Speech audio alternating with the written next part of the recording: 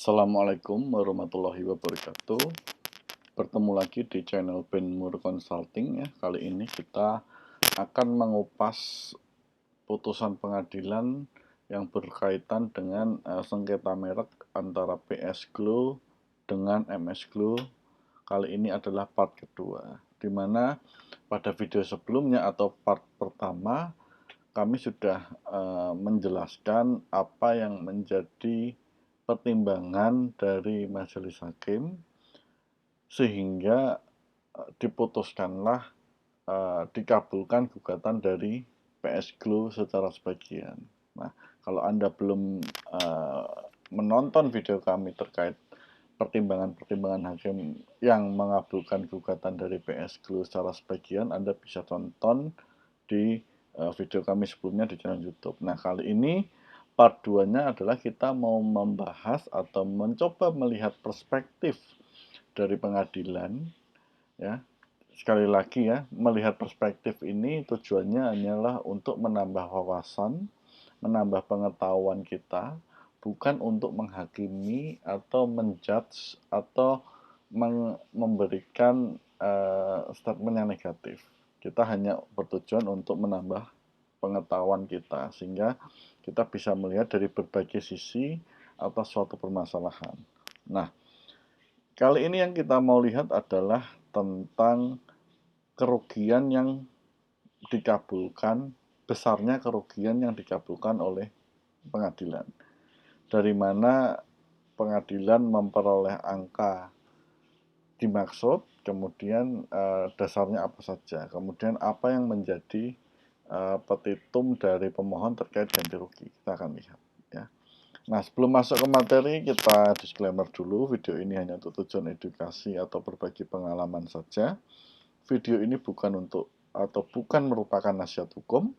Dan yang ketiga, video ini bisa jadi out of date jika nanti di kemudian hari ada perubahan-perubahan terkait dengan konten atau materi dari video ya. Nah, kalau Anda butuh konsultasi hukum atau mungkin konsultasi bisnis, Anda bisa hubungi website kami di benmurconsulting.com. Di situ Anda bisa temukan beberapa jasa yang kami berikan ya. Kita masuk ke materi. Baik, seperti biasa kita ulas dulu pembahasan di awal ya. Jadi ini kita ambil dari putusan pengadilan niaga nomor 2 garing PDT.sus.HKI garing merek garing 2022 garing PN Niaga Surabaya SBY. Ya, Anda juga bisa download putusan ini di internet dengan mengetikkan beberapa keyword yang terkait dengan putusan. Penggugatnya adalah PT PS Store Glow Bersinar Indonesia. Tergugatnya adalah PT Kosmetika Global Indonesia, PT Kosmetika Cantik Indonesia, kemudian ada Gilang Widya Pramana, Sandi Purnamasari, Titis Indah Wahyu Agustin, Sheila Martalia, dan mereka ini lebih dikenal secara umum adalah MS Glow, seperti itulah ya. Nah, duduk perkaranya adalah sengketa merek tanpa izin, intinya seperti itu. Jadi antara merek PS Glow dan MS Glow, secara gampang seperti itu. Nah, kita nggak bahas yang persengketaan merek, cuman kita akan lihat ganti ruginya. Nah, jadi kalau kita lihat dari petitum yang disampaikan oleh penggugat, yaitu PS Store atau PS Glow, itu menyatakan bahwa yang di angka 5 ya, di angka 5 Anda bisa lihat bahwa menghukum tergugat 1, tergugat 2, tergugat 3, tergugat 4, tergugat 5 dan tergugat 6 secara tanggung renteng membayar ganti rugi kepada penggugat sebesar 360 miliar secara tunai dan seketika. Nah, tentu angka 360 miliar ini harus dicek, harus bisa dibuktikan kerugian yang diderita dari si penggugat ya. Nah, konsepnya seperti itu. Apa argumennya ketika si penggugat menyampaikan nominal permintaan ganti rugi sebesar ini? Nah, kita akan lihat ya. Nah, kita masuk ke dalam putusannya ya. Nah, di salah satu halamannya di poin 8 disampaikan bahwa tindakan para tergugat yang tanpa hak telah menggunakan merek dagang MS Glow yang memiliki kesamaan pada pokoknya dengan produk sejenis dengan merek dagang PS Glow dan P-Store Glow yang digunakan penggugat sangatlah merugikan penggugat, di mana untuk membesarkan merek dagang tersebut, penggugat telah membiayai proses periklanan yang mengeluarkan dana tidak sedikit. Namun justru para tergugat secara langsung maupun tidak langsung telah mendapatkan manfaat atas kemiripan merek dagang yang digunakan secara tanpa hak tersebut, yakni berupa omset penjualan produk kosmetik sebesar 600 miliar rupiah setiap bulan atau setara 3,6 triliun dalam waktu 6 bulan. Nah, oleh sebab itu, maka atas pelanggaran berupa penggunaan merek MS Glow secara tanpa hak yang memiliki kemiripan pada pokoknya dengan merek yang digunakan penggugat tersebut, kiranya patut dan beralasan apabila penggugat menuntut ganti rugi terhadap para tergugat secara tanggung renteng sebesar 360 miliar rupiah secara tunai dan seketika, yakni nilai 10% dari omset 6 bulan yang diperhitungkan sebagai biaya atas manfaat penggunaan merek dagang yang selama ini gencar diiklankan oleh penggugat dengan biaya yang tidak sedikit.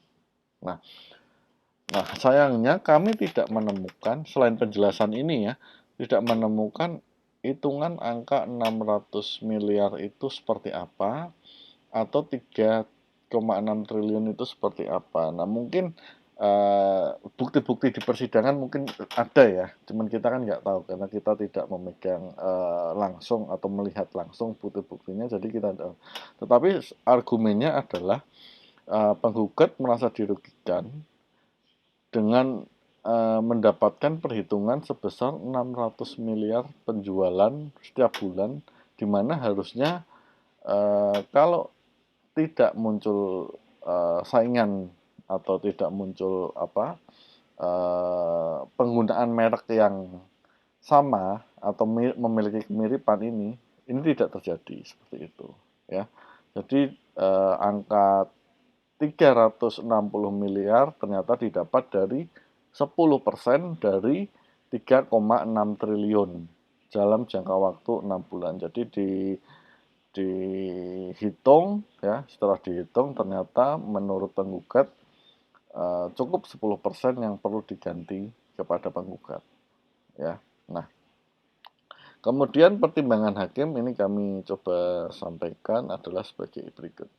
Menimbang bahwa akibat laporan tergugat 4, maka penggugat mengalami pemeriksaan dan proses pidana sehingga tidak dapat menjalankan kegiatan usaha, sehingga terpaksa merumahkan dan memutus hubungan kerja dengan sebagian besar karyawan.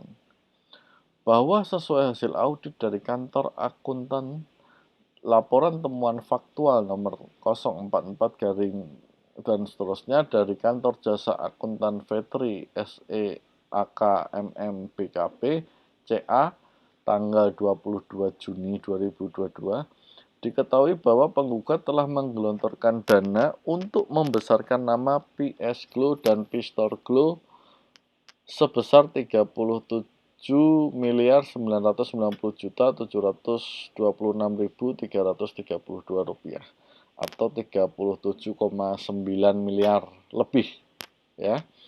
Dengan demikian maka penggunaan merek MS Glow oleh para tergugat yang tidak dilindungi dan memiliki kesamaan pada pokoknya dengan merek P-Store Glow dan PS Glow milik penggugat serta laporan polisi menggunakan merek yang tidak dilindungi tersebut adalah perbuatan melawan hukum yang mengakibatkan adanya kerugian langsung bagi penggugat. Menimbang bahwa demikian, maka petitum gugatan kelima penggugat yaitu menghukum tergugat 1, tergugat 2, tergugat 3, tergugat 4, tergugat 5, dan tergugat 6 secara tanggung renteng membayar ganti rugi kepada penggugat hanya dapat dikabulkan sebesar 37 miliar 990 juta dan seterusnya secara tunai dan seketika. Sehingga dengan demikian petitum penggugat hanya dikabulkan sebagian.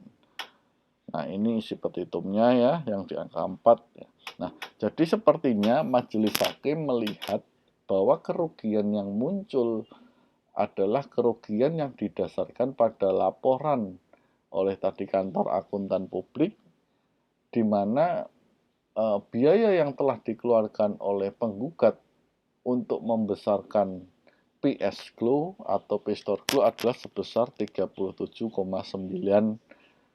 miliar ya. Maka kerugian itulah yang harus diganti. Jadi hakim tidak melihat angka 600 miliar per bulannya atau 3,6 triliun selama 6 bulan atau 10% yang diajukan oleh penggugat yaitu 360 miliar, tetapi hakim melihat adalah besarnya uang yang telah digelontorkan oleh si penggugat dalam membesarkan PS Glow, itulah yang harus diganti. Nah, dengan demikian sudah cukup jelas ya apa yang menjadi dasar pertimbangan majelis hakim atau pengadilan dalam menentukan besaran nilai ganti rugi dalam kasus atau dalam sengketa merek ini. Nah, mudah-mudahan ini bisa menjadi tambahan wawasan kita, tambahan insight kita dalam menganalisa berbagai kasus yang ada, khususnya kasus terkait dengan hak cipta atau merek. Ya, itu saja dari kami. Mohon maaf jika ada salah-salah kata atau salah penjelasan. Kami siap menerima kritik ataupun mungkin saran-saran perbaikan. Jika Anda membutuhkan konsultasi lebih lanjut, silahkan hubungi benmurconsulting.com. Terima kasih. Assalamualaikum warahmatullahi wabarakatuh.